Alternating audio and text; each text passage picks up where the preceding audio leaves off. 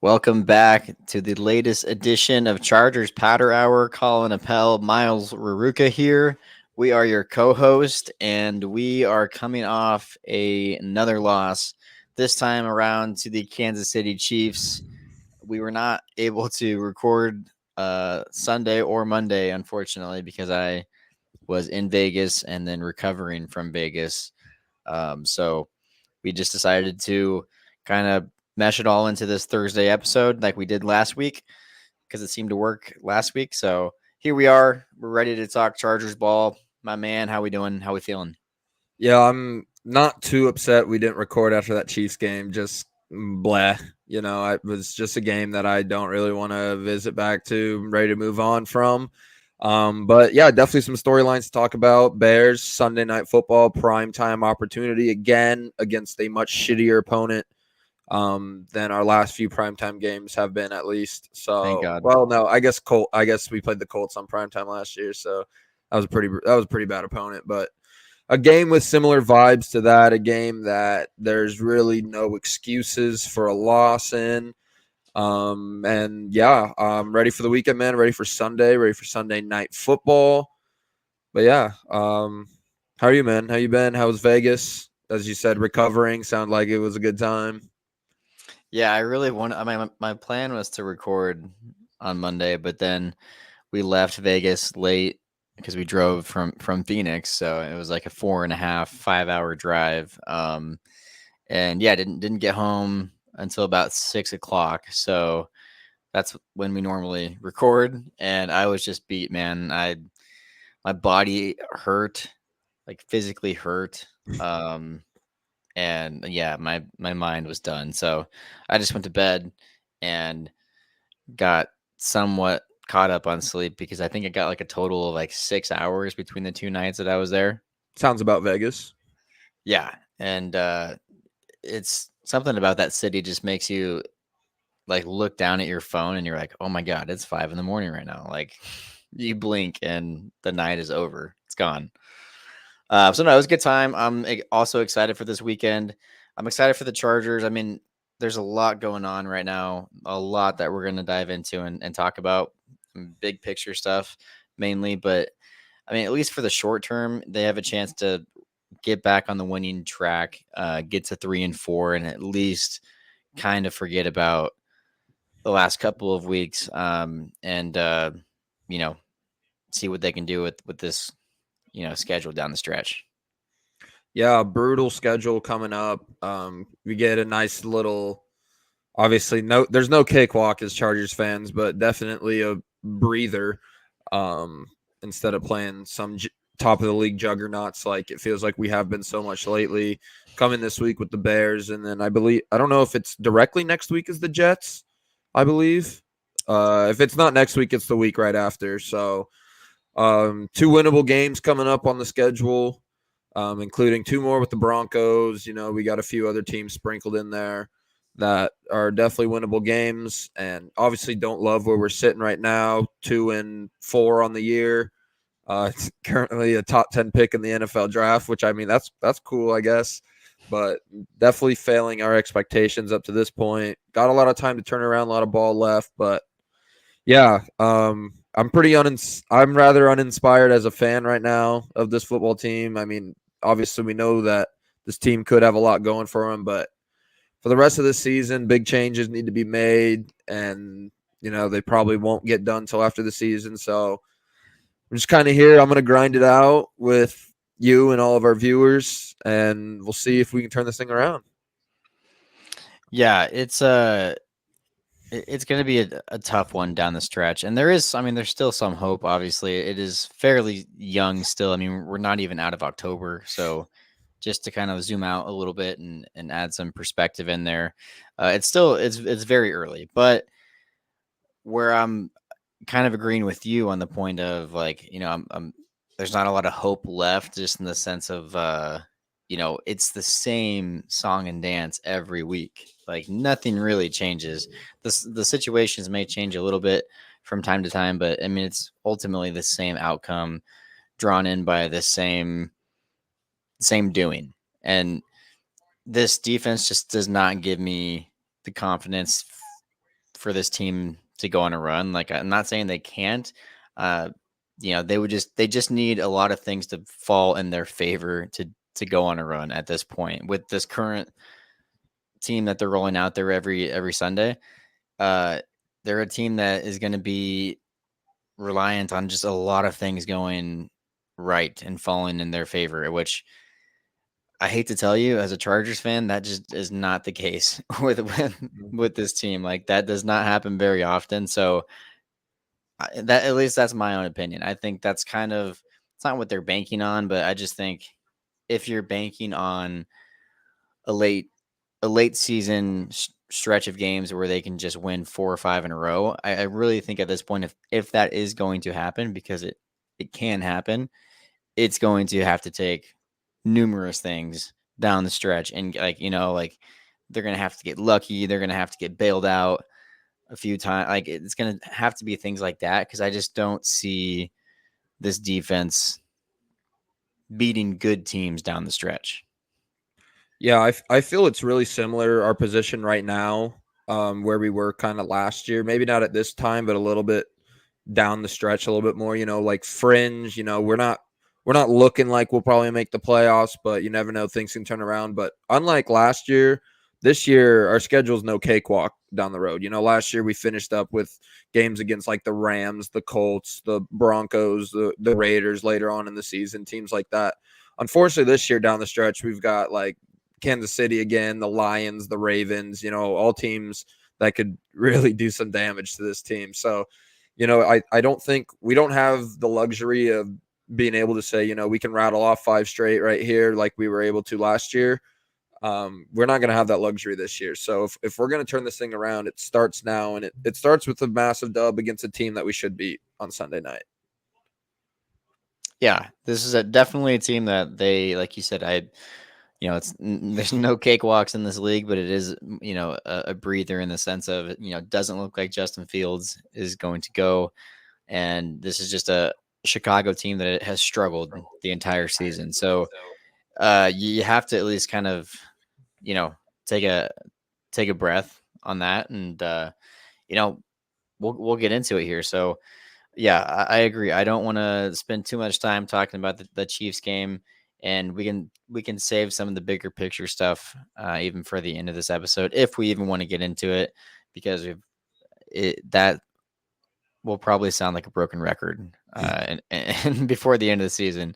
But yeah, let's go ahead and dive into the Chargers and the Bears Sunday Night Football edition, prime time. And as always, well, actually, before we dive into the injury report, we haven't even discussed what we're drinking yet. Oh yeah, we just kind of got into it, man. Dude, I sound like such a broken record, but this is now my 3rd episode in a row of me just working on polishing off these Mick Ultras.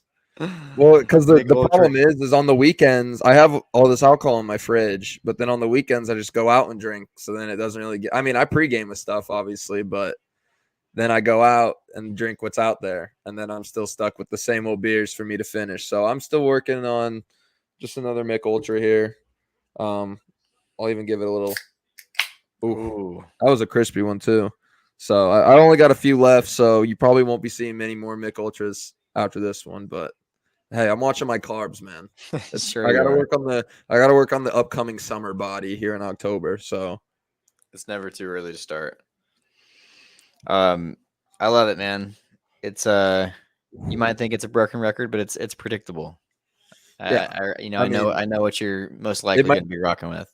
It might be a perfect drink for talking about the Chargers then.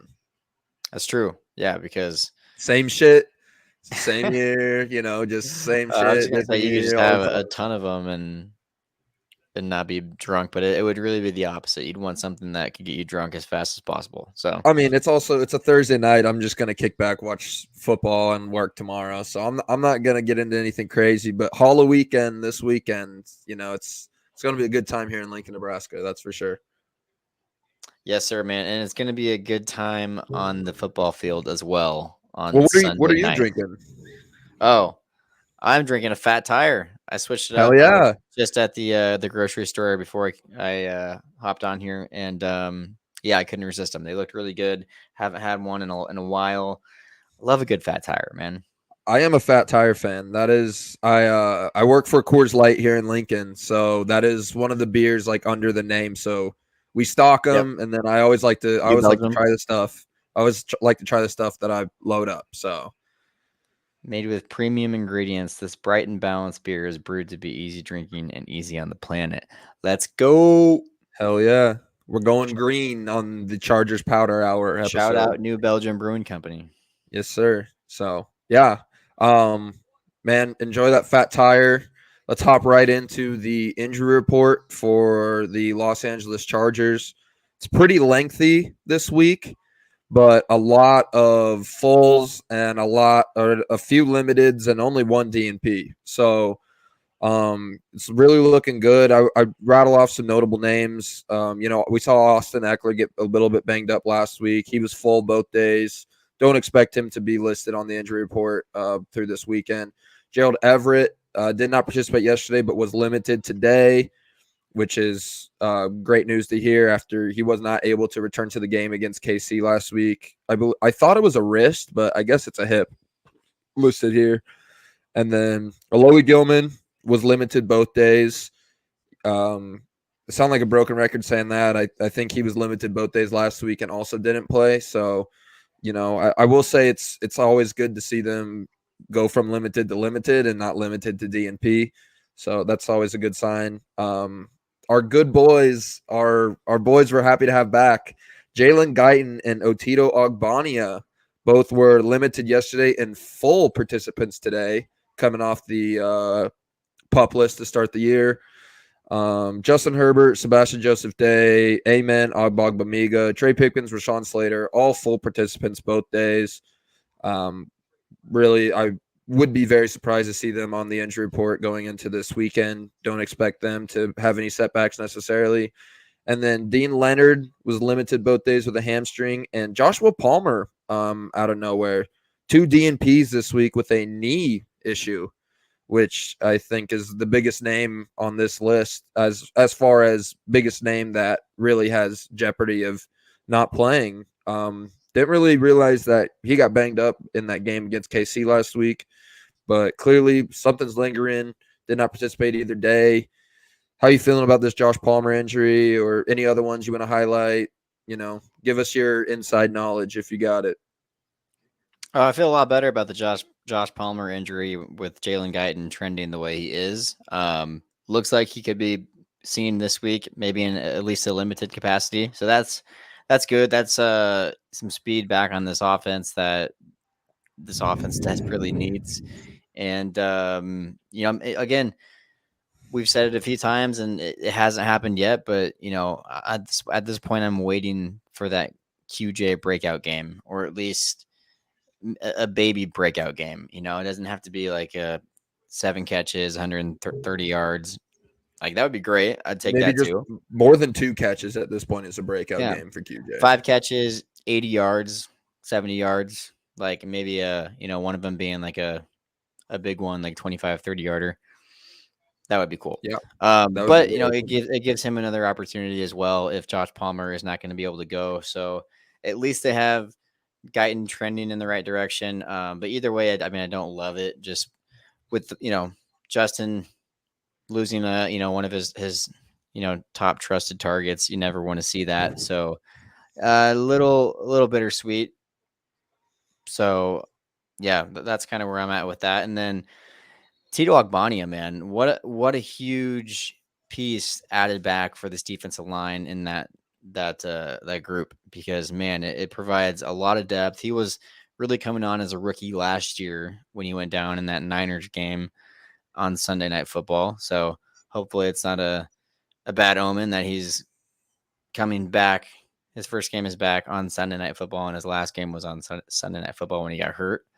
But yeah, I'm excited for that group because, and speaking of that group, Sebastian Joseph Day was a full participant in both practices as well. So, I was kind of holding my breath there, within the last week or two of just seeing SJD go down and knowing that this just isn't the strongest group depth wise at all for this roster. So it's good to see that those two guys, reinforcements coming back.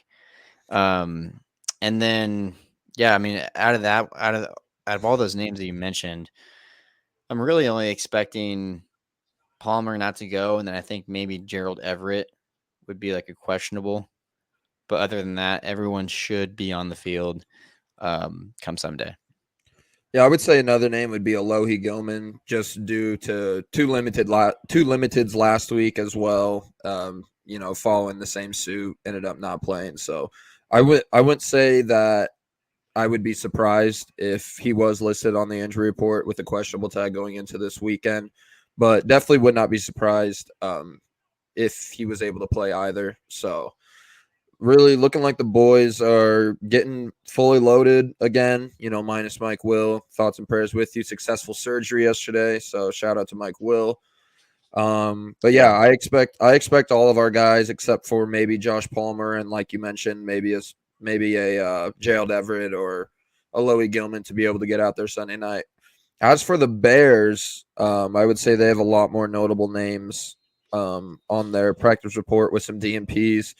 First one's off the top of the dome for me. Jaquan Brisker missed yesterday and today with an illness, though. An illness you always got to put an asterisk next to, just because we know what it's like being sick. I haven't experienced an ACL tear, so I don't know what that's like recovering, but I have experienced a cough and a sore throat. So illness is always tricky. Feels like something that could just be precautionary at practice. So we'll have to get more information on that after tomorrow's report. Eddie Jackson limited yesterday and today with a foot injury. That's another big name for the Bears who we may not see. Darnell Wright, the rookie tackle out of Tennessee, did not practice yesterday, was limited today. And then, yeah, Justin Fields, right thumb, listed as doubtful already for Sunday night. So not expecting to see him play. It will be Tyler Bagnet. I think it's pronounced Bagnet, Badgnet, something like that. I'm guessing we'll see his second consecutive start. And then Tyson, I what? think is his first name. Tyson, my bad. Tyler Tyson, you get it. And then decent amount of O lineman guys here with some limited tags. Dan Feeney, our old boy, on the Bears now with a limited tag. Nate Davis with did not participate either day. Braxton Jones limited both days, and then as previously mentioned, Darnell Wright was limited as well. Any thoughts off the top of the dome? Obviously, we're not Bears fans. We don't have the inside information on how players are progressing and whatnot. But based on that, what are you thinking? You have any ideas or any key guys for you that you think would be huge towards the success for us? Yeah, I mean, just skimming over the injury report for the Bears, it's definitely an injury report that favors the Chargers. I mean, they have three, I think, no, four guys on the offensive line listed on this injury report, and a lot of them are iffy. They couple of them probably should definitely go, and then the rest of them are really just iffy and not looking good. So, uh, immediately I'm thinking, this is a great site for this defensive line of the Chargers. If you can get Joey Bosa, Khalil Mack, other guys coming in, rushing in, Tuli Pelotu, it could be a big day for this defense. And that's something that you really like to see, because if this team is going to get going at some point this season, it has to be. I mean, it's going to be because of the defense. If the defense gets hot for a 4 or 5 week stretch, we're probably going to win all 4 or 5 of those games. So I know it's a bad Bears team. It's a banged up Bears team. But you know, Khalil Mack going against another former franchise here, I think that's a storyline that not a ton of people are talking about, and we can talk about that later when we get into storylines. But yeah, I think, I mean, look, and Fields not going is huge. I know the Bears were able to, make it work last week, but they also played the Raiders, and the Bears defense is also confusing, and I can get into that here in a second as well. But I'm just not expecting much out of Tyson Bagnet or whatever his last name is. Especially, I mean, with this defense, it's not great, but it does have a lot of talent, and I think sometimes that talent just shines through. No matter, it just finds ways to shine through, especially with the edge rushers that they have. So I'm expecting a game similar to the Raiders game for this Chargers team. Off to a fast start, looking great. Defensive line eating up, turnovers, points off turnovers, halftime lead, and then I'm expecting it to be a Chargers game. I'm expecting this to be a game that the NFL profits off of. It's probably going to have people up late watching fourth quarter. You know, 2-minute drill. Like that's what I'm expecting out of this game. Not to give away my prediction or anything, but it kind of has those vibes. So looking at this injury report, I think it spells good things for this defense. Yeah, totally, man. Definitely a matchup defensively that I'm really looking forward to. Offensively as well, honestly. Just really a matchup I'm just overall really looking forward to. It really feels like that this might be kind of a wake-up game for this team, kind of a, get your shit together in this game and then go face the rest of the season head on would be perfect. But just knowing this coaching staff and the shit that we've already seen, 7 weeks into the season, it's a coin toss for what could happen Sunday night. I could see us winning by 30, or I could see us absolutely pissing the bed and end up We won't win. losing. We won't win So by 30. no, I know. Well, I'm not saying that we actually will, but I'm just saying like really this anything could happen when it's Chargers football. That's true. Yeah. Other than that, though, let's get into keys to victory. Yeah, man. Right off the bat, big topic I wanted to get into right when you were talking about Quentin Johnston. Keys to victory, dude. I want to see that dude get the ball. It was several times last week against the Chiefs that he was getting open on his releases, and Justin was just sticking with his first read to Keenan. Not that they're necessarily bad reads, because Keenan's always open anyway. But I just think that the offense getting another playmaker on the outside involved outside of Keenan Allen is so massive. And if Josh Palmer's not able to go this week, having QJ out there, getting even more snaps, obviously Jalen Guyton coming back, but I really couldn't see a world in which Jalen Guyton out snaps Quentin Johnston coming off of a torn ACL. So, but then again, who knows what could happen. But I really think getting one involved in this offense, or maybe not even just QJ, but another piece to this offense other than Keenan Allen's so huge. If we're throwing it to, let's say Austin gets 10 catches, QJ gets 5, Keenan gets 10, mix in Gerald Everett, Donald Parham for like 5. I just think when everybody is getting fed the ball, that's when this offense is the most lethal. So I think just getting more play. Darius Davis. Sorry, that's another one I wanted to talk about, dude. I love what they've been doing with Darius Davis, whether it's, handoffs, end arounds, whatnot. I would love to see one of these screens go to QJ, though. I mean, his yards after catch ability was so massive, a huge reason why we drafted him where we did. And feels like, his counterpart from TCU is the one that's been getting all those opportunities. So love what they've been doing with number 12. Would love to see number 1 get involved in that as well. And, Guyton's probably going to get into the mix on some of those. If we can just leave him as a perimeter threat, that'd be perfect. But yeah, I'm excited to see how this offense is able to really spread its weapons around and get the ball out of there and get stuff going. Yeah, I agree. I mean, the more that they can spread the ball around, typically when they do that, it spells good things for the Chargers, and all of those guys are key pieces to the offense. They might not be the number 1 or number 2 option, but guys you mentioned like Parham Jr. and Everett, I mean, those are huge red zone pieces that Herbert loves to go to. And then talking, Quentin Johnston, obviously he needs to, get some stuff going here, but yeah, I agree. They're going to have to spread it around, because I think this defense is going to pose an interesting challenge. I'm not expecting them to be like a great defense, but they do have a very unique makeup, and that's why one of my keys to victory is Kellen Moore. because I look at this defense that the Bears roll out there. They are a bottom 5 defense when it comes to passing yards per game. They are not too far off where the Chargers are. So they're a bottom 5 defense when it comes to defending the pass, and they're a top 5 defense when it comes to defending the run.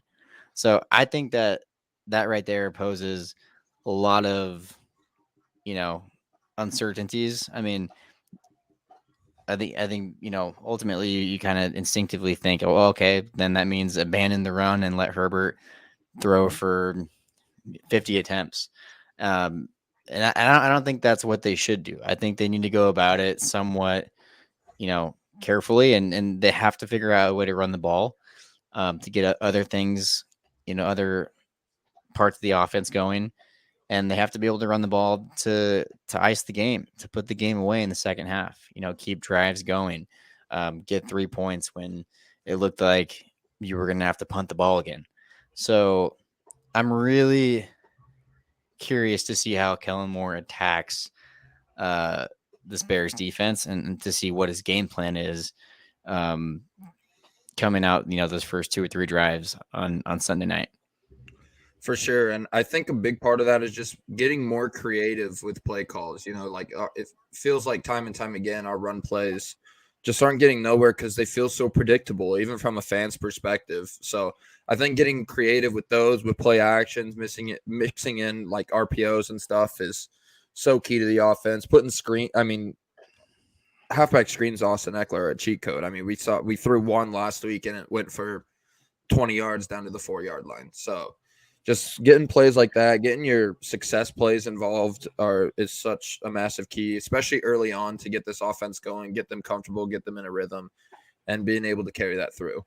So, yeah, great key. For my second and last one, I think really it's not letting your foot off the gas at all, especially in the second half, especially for this offense. Last week in the third quarter, it felt like the whole game flipped in that third quarter. Our defense started playing really well. The Chiefs defense was able to get our offense off the field, and a lot of questionable play calls. We had one series 1st and 10, ran it 3 straight times, punted on a 4th and 2, just stuff like that. It feels like we got too cute, or have been getting too cute, even if we're, down a score or just in a position in which we need a score. And I just want to see us go, mono on mono and throw the ball, or don't be conservative when we're up, is really what I should say. Yeah. Or down. I just want to see more consistency from the first half to the second half with this offense. This offense clearly has not been able to get it done in the fourth quarter now 2 weeks in a row, let alone the second half. So I just want to see some more consistency and see any kind of momentum that we're able to pick up in the first half carry over to the second half. I definitely agree, man. It's been a theme that I think a lot of people thought would die with Lombardi being fired, but we've seen it throughout this season as well. Whether it is taking them taking their foot off the pedal, like you said, or it's it's other things, culminating. I don't know, but it seems to be a trend, and it seems to be something that partially like it's made even their games that they've won close games that didn't have to be close games. When you think about Minnesota and Minnesota was more just back and forth, but especially the Raiders game. That was a game that should have been a 30-point stress-free Sunday, walk in the park. But no, it ended up being a very close game, and came down to, a play or two to decide it. So, yeah, I completely agree with that. They need to have a complete game. They need to have a couple of just complete game wins to, I think, really buy back a lot of serious. To get a lot of fans like seriously bought back in for this season, because I think with the wins are going to come some positivity and some hope naturally. But if they're continuing to win games like they have against the Raiders, even the games you win kind of feel like meh. like, yeah, it's a win, but it's also like, God, there's no way we're gonna win next week if we play like that against the Chiefs or XYZ. Doesn't matter who it is. Totally. I just think consistency overall for this organization has never been a common theme. But if there's a time to start, it's with the 2-4 record, and with your only way to go up. Your only way to go is up right now. So Have to, man. Yeah, my last key to victory is number 10. We need to see number 10 bounce back and have a good game. He's had a couple of not so great games back to back, and look, like he's a big boy. He can deal with the pressure. He's a franchise quarterback. He's got the numbers to prove it. Uh, he's got the talent. Like there's no reason why, especially against this Bears passing defense, why he can't go out and put on a show on Sunday night. And I mean, just be a conductor out there. Just get every one of your offensive pieces going, and just orchestrate a great offensive showing. And I think he is capable of doing that. I mean, he's capable of doing it any week. We've seen that, but I mean, this is a week I think he and everyone else really needs to see, or just needs him to get back on track. Um, and if we're gonna have a chance going forward, he's the main reason. So you have to have him playing at least really good, consistent football to give yourself a chance, because we're not even in any of these games if it's not for him. So, we're getting a lot out of him, but we still need more.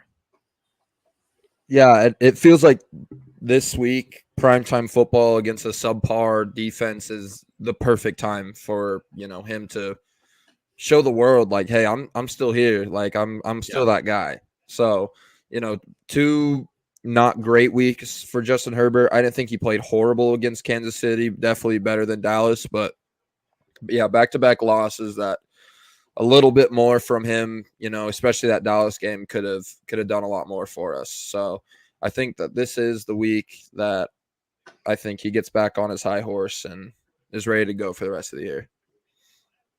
I hope so, man. The team needs it. The fan base needs it. They just need something to root for. Like, I mean, Justin Herbert provides that. Like, whether or not we lose every game by a last second field goal, you're going to show up and you're going to have at least some hope, some faith that it'll go the other way just because of that guy, um, throwing the ball. So, yeah, those are my keys to victory. Kellen Moore, Justin Herbert. We need this offense to get back on track and to be consistent, like you said. Those are all going to be things that really play into the outcome of this game. Definitely, man. Alrighty, let's go over to. We got to talk odds, man. Got to talk odds, because this is a game that I think this is a prime week for sports fans out there to make some free money. And if everyone likes free money, then you're going to want to listen to what I have to say here, because there are a few good picks that if you parlay them together, you can make some money. So the Chargers being one of them, and that's why I'm bringing all this up, because the Chargers right now are sitting at minus 395 on the money line. The over-under is set for 46.5, and Vegas is giving the Chargers an 8.5 point spread. So I think, if anything, the spread's the riskiest bet here. 8.5 points, Chargers game. Bears could make it interesting. I don't see it being more than 8.5. 7.5, maybe. But my point here is, if you take the Chargers money line, and these are all games that have very, I mean, there are teams heavily favored to win these games. So, for example, the Chargers over the Bears.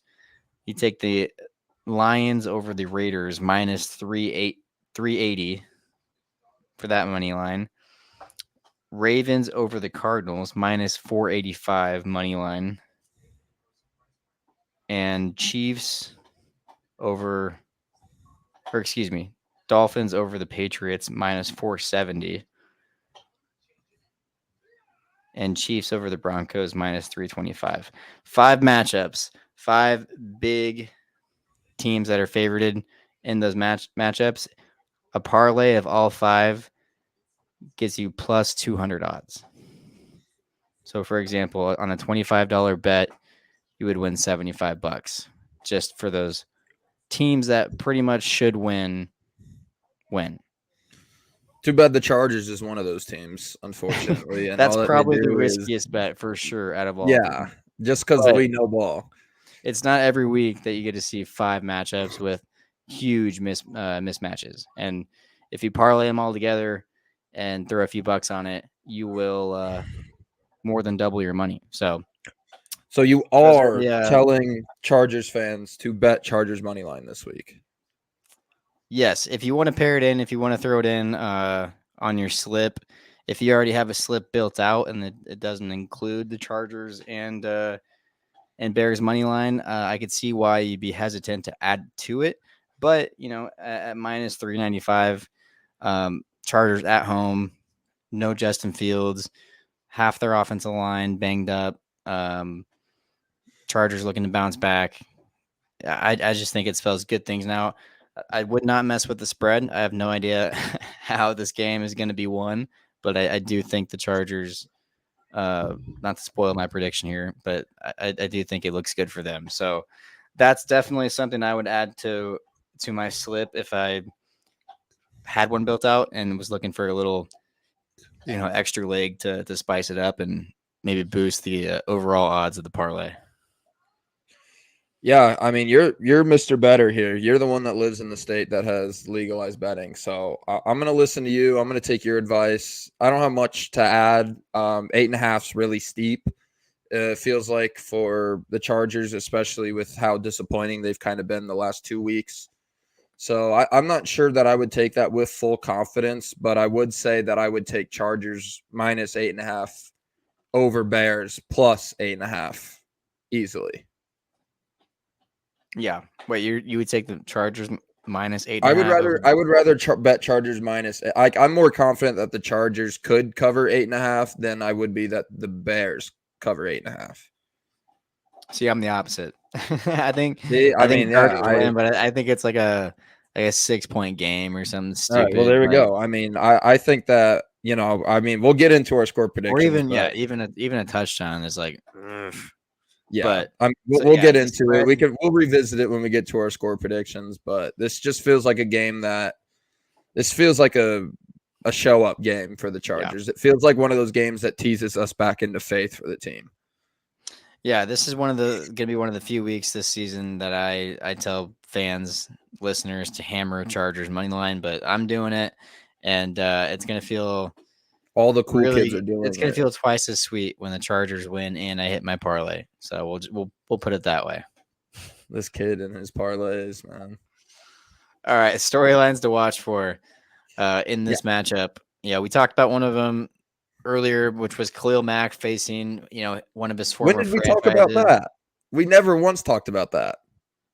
I brought it up. I said we can get into it later. Oh, damn. Because that was my storyline. But you go ahead, get into it. Damn, are you listening, man? Or are you just going through the motions? No, I swear to God, you had never said that because I was like, this is a We'll genius hey, storyline. we'll play the tape. Fucking whatever, brother. I'll leave that up to our editor. All right, cool. Yeah, he'll hook it up. All right, sweet. But yeah, storylines to watch for Khalil Mack against the former team. We see what he does against the Raiders twice a year. 6 sacks earlier this year against the former team. Now up against another former team with maybe an even worse O-line issue than the Raiders this week. I'm expecting him to absolutely feast. I don't know about you. Yeah.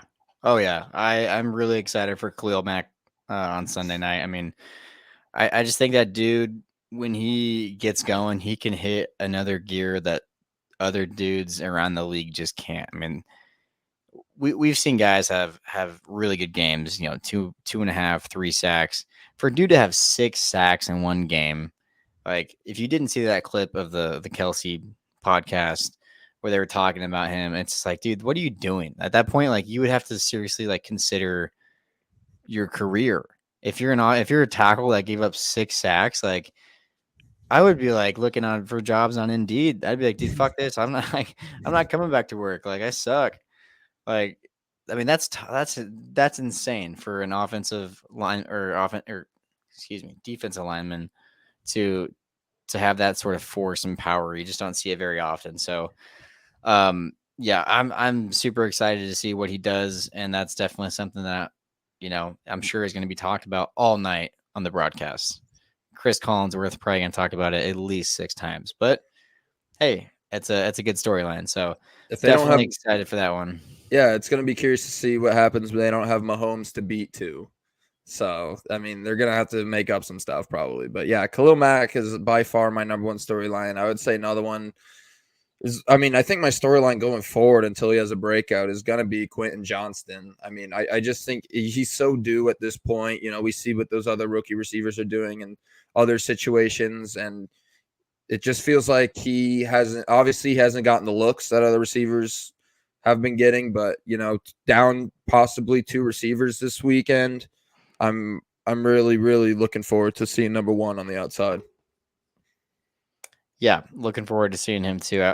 Hopefully, like I said earlier, he can get going and have maybe at least like a baby breakout game where he does sees a little uptick in targets, uh, receptions, those sort of things.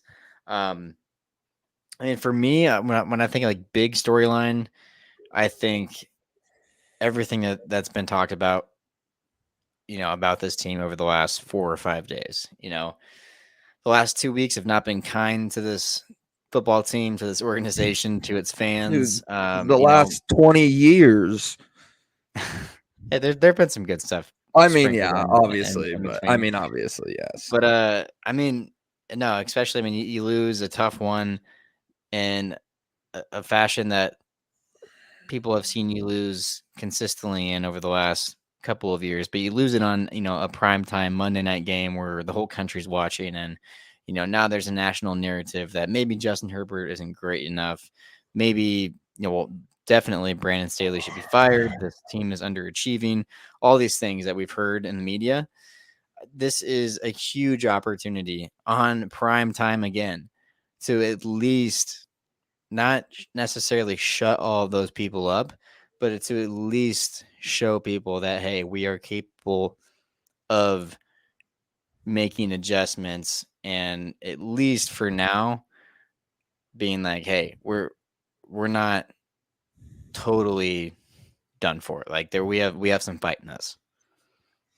Yeah, that's exactly what I mean by I think that this could be used as like a reset game for, this team. It could be used as this is just the perfect opportunity with all of America watching for this team to get their mind right and just convincingly beat someone.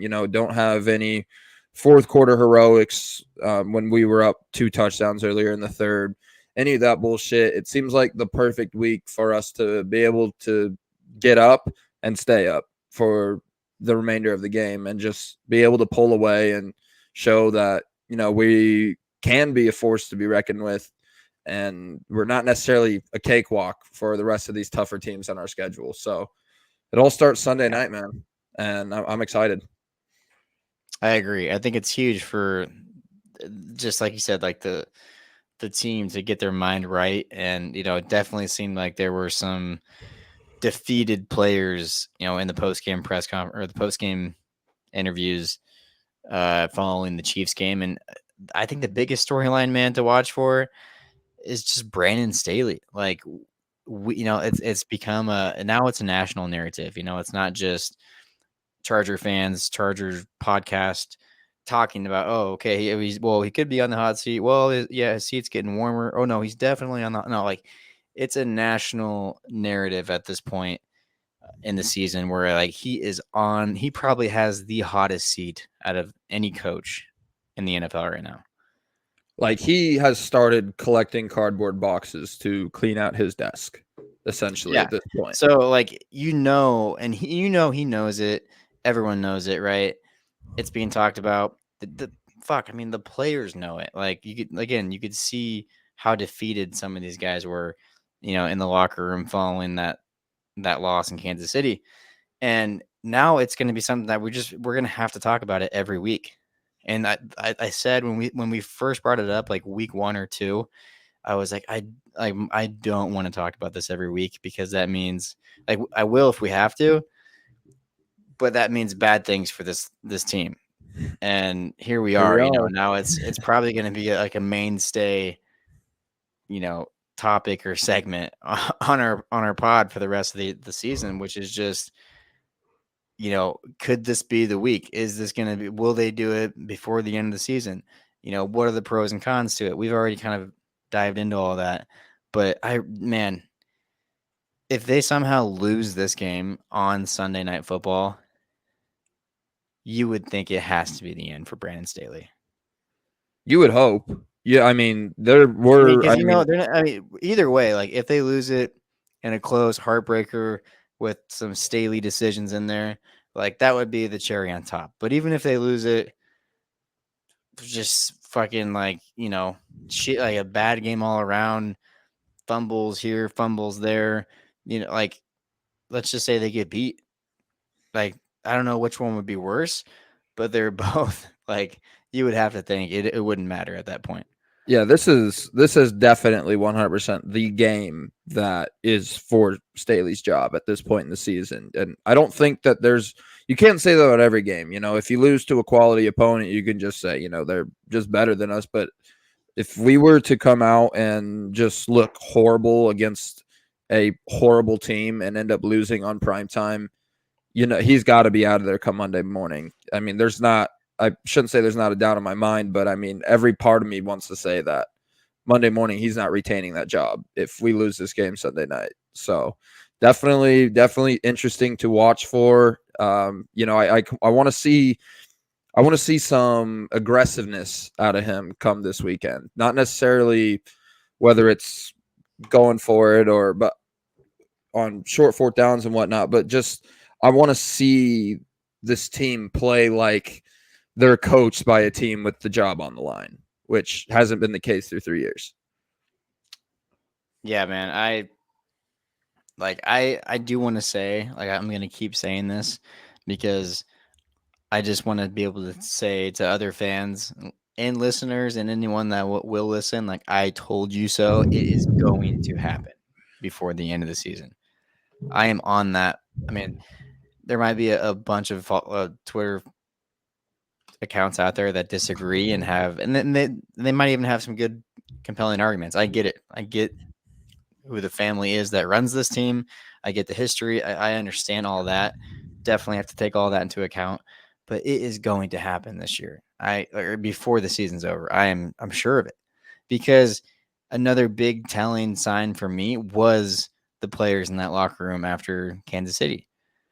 If he's not, if they only have, they're so close to to the threshold of just doing it. Because if they wait any longer, that locker room is gone. It could Yeah. already be gone. And if that's the case, then you might as well just fucking keep him and tank and fire him, get a top 5, top 10 draft pick, and start the rebuild. Well, the semi rebuild. But the only, like, if you really think you can salvage this season, if you start 2-5, if they lose to the Bears, that's the perfect time to do it. If You we know, no, if we lose this game, I think regardless of Brandon Staley's tenure, I'm ready to almost put a bow and a ribbon on the season. Two and yeah, five no, and two two and and five in five this kind of AFC.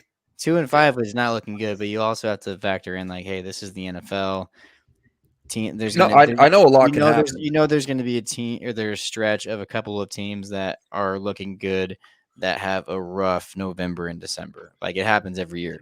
We do this kind of like shifting thing, and you see some of these 2-4 teams, 1-3 teams. All of a sudden, come week 12, week 13, they've leapfrogged the 4-2 teams or the 3-1 teams. So I think you see it pretty often, year in, year out. But not to say that it's a given by any means. But at 2-5, there's still a sliver of hope. It's not a lot of hope, but anything past that, then I agree. Like it's almost too late. If in they just can't waste this roster. They just cannot waste it. Even if, I mean, just do it. Like there's nothing else to lose at this point. If the next time you guys hear from us, Kellen Moore is an interim head coach for the Los Angeles Chargers, it will be a very good podcast.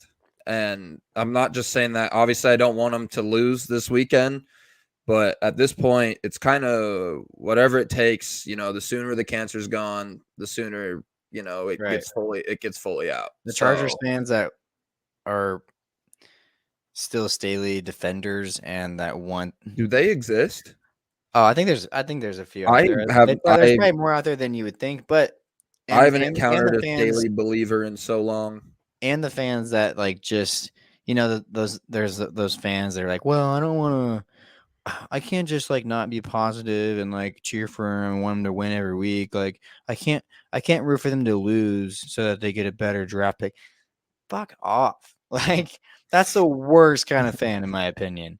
Like the absolute worst. If you really love your team, you're going to put their long-term future and all of that ahead of, oh well, I want them I to win this week so that they can at least have good morale. Screw off. I want them to freaking tank, not necessarily tank, I'm but like still never gonna root for them to lose, but I understand, like inside I it mean, hurts. It hurts at a lot sometimes less. it warrants at least like Yeah, kind it of hurt. like I mean, it hurts a some lot less logic. to know what's on the line from a coaching perspective to take a loss for I sure. mean, this is an extreme example, and I'm usually not that extreme towards it, but with Staley, like I just cannot do the defenders anymore. It's like, well, I really just want him to win so that I don't know, maybe stay. No, it's like, dude, the writing is on the wall for Staley and this team. Like, if you really love this team, if you really care about them long term, you want to see them happy and thrive. You have, like you said, you have to cut the cancer off at the head. Like, cut it off, get it over with, and then you can start to, you know, talk about what's the next step. Where do we go from here? Totally. Yeah. I mean, I 100% agree. I still hope that we're able to get it done, but it would be a decent consolation if a loss leads to Brandon Staley gone Monday morning. So that would be a That's loss true. I could live That's a good with. way to put it. That's a good way to put it. All right. Well, let's go ahead and get into these predictions because based on that based on that last conversation, you may not uh, guess our predictions. You may think that we're not thinking Chargers winning, but I think our predictions are gonna flip it back to reality here for us because I really do think the Chargers get the win on Sunday Night Football. Now, how they get that win, like I was saying when we were talking spread, that I'm not so sure of, and I would not put my money on betting that. So that's why I'm staying away from that. But I do think, money line. I think the Chargers end up getting a win, regardless whether it's by 1 point, 3 points, 30 points. Um, I do think this defense does enough. I think they have a big day against a beaten up offensive line and a young unproven quarterback that no one really knows who's had one game. So it just has way too many things leaning in the Chargers' favor on top of, the last 2 weeks, that you would like to think they can't get any lower than that. But, I guess we'll have to see. But, I really think the Chargers get the job done. Score prediction. I'm going to go Chargers 27, Bears 19. Okay. Yeah. So let's see. That would be no Chargers won't quite cover there. All right. Yeah, I like No. it. I know you kept that in mind, so I like that. Yeah. I mean, I'm gonna agree with you with the Chargers win. Just on paper, I mean, the talent on one side is clearly much more favorable, and that would be in our favor. Unlike you, though, I expect this defense to have a heyday. I expect a very similar result from the Colts game last year. I think this is a game that we dominate from start to finish. I think this is a game that will get our hopes up for a season turnaround, only for us to still finish 7-10 and with our sorrows. But I think as of this weekend, give me the Chargers also 27, but to 10. I expect them to be in complete control of this one, cover, and make it a snoozer by the fourth quarter, hopefully. Knowing us as Chargers fans probably won't happen, but I just got a feeling I think this team is very much due for a complete win, and this is by far the worst team on their schedule that we've seen so far this season. So I expect it. I expect it to come this weekend on Sunday Night Football. All right, I like that, man. I could do a 27-10 win in favor of the Bolts. Either way, I think the Chargers are definitely getting this win, and I did have to shout out. I mean, I didn't bring it up at the beginning. I kind of forgot.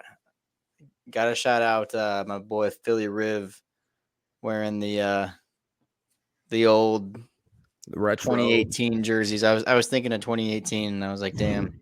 I think about 28. Dude, people ask men about how often do you think about the Roman Empire. The real question for Chargers fans should be how often do you think about the 2018 Chargers? Because it's quite a few times a day. Oh yeah, what a time to be alive. I mean, What a time to be if you alive. thought that was great, man, I wish you could have experienced 06. I know, man. I 06 was like I was 5, dude. even I was almost too young to really fully appreciate it, but like I knew at the time. I was like, this doesn't happen every year. Like this is pretty insane. I was watching Curious George on PBS, not football at that point. Bro, so. 14-2, and I remember I think that I know. year they were like 1-1 or like 2-1, and then they just fucking like didn't Went lose. crazy. Yeah, man, that would have been one hell of a time to be alive. Closest that I felt to that was 2018, but damn, what a fun year that was. I'd do anything to get back to those times. But 2013 was a good year too. 2013 was fun. Yeah, we just snuck in and then beat the Bengals. And almost went to the freaking AFC title game. That was crazy. Yeah, that would have been awesome, especially for that team, because that was by far one of our, not by far, but that wasn't like that team in 2013 on paper wasn't anything really crazy. No, they were just like they were some dogs though. They had that they had that dog mentality. So they had good defenses too. Prediction wise, first touchdown score. We are now 0 for 4 on the year. Both of us picked tight ends last week in Gerald Everett and Donald Parham. Any crazy predictions? First touchdown score for the Bolts come Sunday night. I'm going to go Keenan Allen. Seems pretty safe. Yeah. I mean, I don't think going with 13 is ever going to be out of the question. I'm going to go with Austin Eckler, really mainly because you chose a really safe option. So I'm going to choose a really safe option. And we're going to see, well, it'll probably be Jalen Guyton's 70-yard bomb now that we say that. But, I mean, we'll see what happens. Watch it be a Keelan Doss or like just the most random person ever. Well, like last week, wasn't it like Josh Kelly? Yeah, Josh Kelly 50-yard scramble. This year it's gonna be like a Stone Smart 3-yard. Darius Davis. Yeah, I thought about Darius Davis, but that's way too bold. I don't know about that yet, but that's all I got, man. You got anything else you want to add? Oh yeah, that'd be a sick one. No, man. Do we do bold predictions? Yeah, let's rip one real quick. Bold prediction. I'm gonna say this defense gets 3 turnovers come Sunday night. Bad offense against a defense who has forced a lot of turnovers already so far this year, and is also, I want to say, they're number 1 in sacks in the league. At least they were before last week. So, the ability to get after the quarterback has been apparent. And rookie QB, second start, banged up O-line. I'm liking our odds. All right. My bold prediction is defensive touchdown, baby. Let's go. There we go. Yes. I was hoping you might pull the trigger on that one. I thought about it, but yeah, you gotta love a good pick six, good scoop and score. Who would you, if you could choose a person to get it, who would you say? I feel like there's a right answer, bro. Michael Davis. I want to see Derwin's got to get a tutter. I will need to see a I Derwin think James tutter. Michael Davis could jump a route and then, like, depending on if he catches the ball or not. If he catches the ball, he's gone for sure. True. Yeah, I could see him just jumping a little out route, like 60, 50 yards of the house. No one's Yep. touching Vato. No one's touching Vato in the open field. So, but yeah, that's all that I got.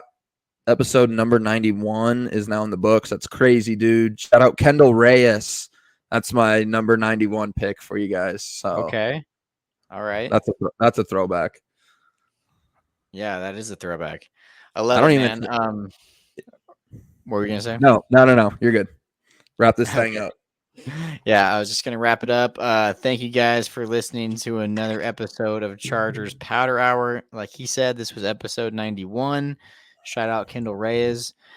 Make sure you guys are following us on Twitter at Powder Hour Pod LA and also on Instagram at Powder Hour Pod LA for all Shout the out latest Damian news. Square as well. Damien Square, that's another good one.